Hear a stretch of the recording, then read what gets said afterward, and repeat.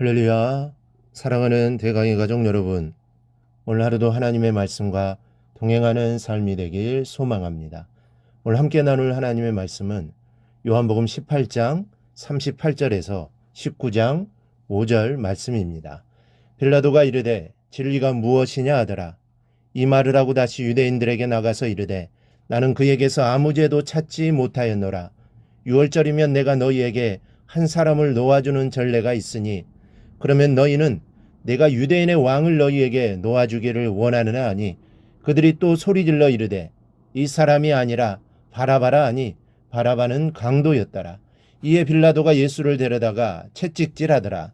군인들이 가시나무로 관을 엮어 그의 머리에 씌우고 자색 옷을 입히고 앞에 가서 이르되 유대인의 왕이여 평안할지어다 하며 손으로 때리더라.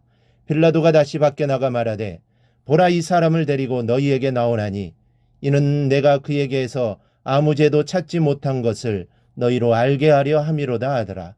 이에 예수께서 가시관을 쓰고 자색 옷을 입고 나오시니 빌라도가 그들에게 말하되 보라 이 사람이로다 하매.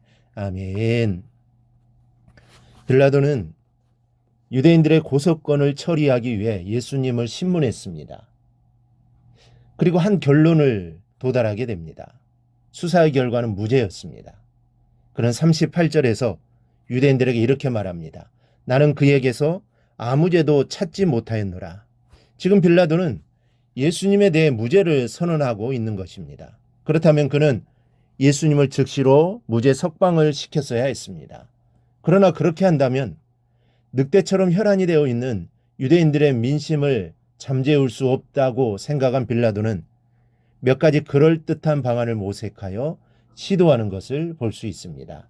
먼저는 예수를 적당한 죄인으로 만들어서 특별 사면시키려고 시도했습니다.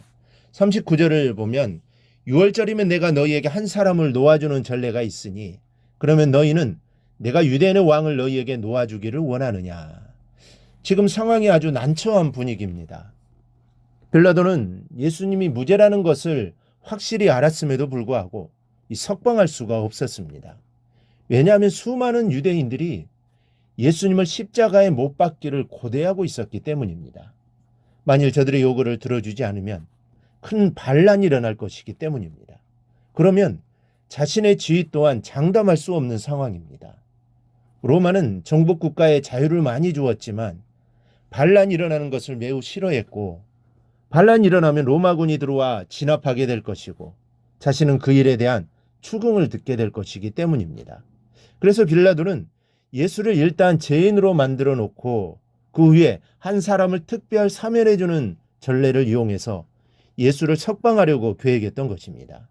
예수와 바라바 중에 한 사람을 사면하면 틀림없이 예수가 석방될 것이라고 생각한 것입니다. 그렇게 된다면 죄 없는 예수도 살릴 수 있고 유대인들의 민심도 가라앉힐 수 있을 것이라고 확신했을 것입니다. 그러나 빌라도의 생각은 완전히 빗나가고 말았습니다. 40절을 보니 그들이 또 소리질러 이르되 이 사람이 아니라 바라바라 하니 바라바는 강도였더라.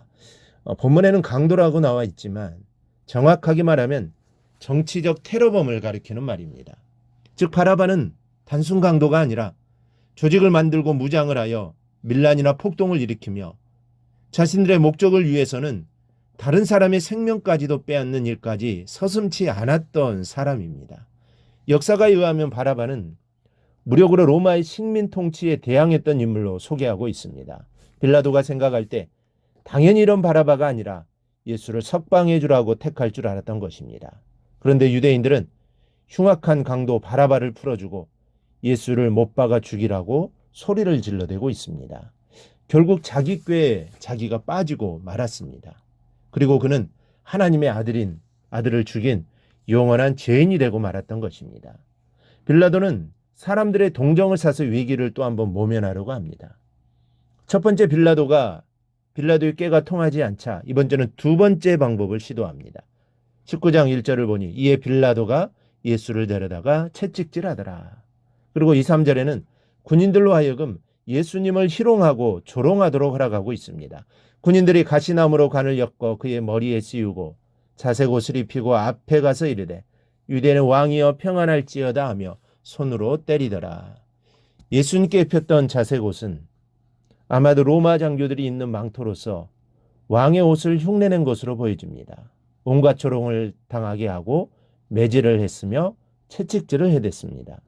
당시의 채찍은 끝에 짐승의 날카로운 뼈 조각이나 납덩이가 달려 있어서 살결을 오려내고 뼈를 드러내게 했다고 사료에 기록되어 있습니다.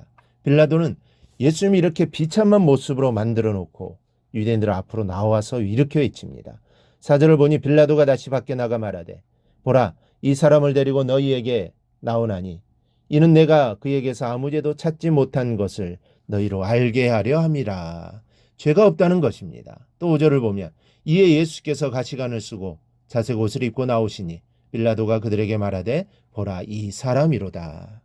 지금 빌라도는 예수의 무죄를 확신하고 있었으므로 예수를 놓아주고 싶은 마음이 간절했음에도 불구하고 왜 채찍을 가했던 것일까요? 이렇게 해서라도 유대인들의 동정을 사서 사면시키려고 생각했던 것입니다. 그러나 결국 빌라도는 군중의 유세에 밀려 예수님을 십자가에 못 박아 죽이라고 사형을 선고합니다. 올바른 일에 미온적으로 대처하는 사람은 결국 수렁에서 헤맬 수밖에 없습니다. 그러므로 동정심을 유발하는 것이 중요한 것이 아니고 진리이냐 비진리이냐가 중요한 것이요. 진리를 적극적으로 또 과감하게 선택하여 밀고 나갈 수 있는 용단이 있어야 한다는 것입니다. 진리를 과감하게 선택하지 못하는 사람은 결국 빌라도와 같이 비진리를 선택하게 될 것이라는 사실을 기억하고 진리를 향해 전진하시는 여러분이 되시기를 바랍니다. 그래 우리의 삶을 모습을 통해 진리이신 예수 그리스도를 나타내며 그분만을 증거하는 삶을 살아가기를 주님의 이름으로 축원합니다. 오늘 묵상한 말씀을 굳게 잡고 삶으로 실천하며 살아내는 대강의 모든 성도들이 되기를 축복합니다.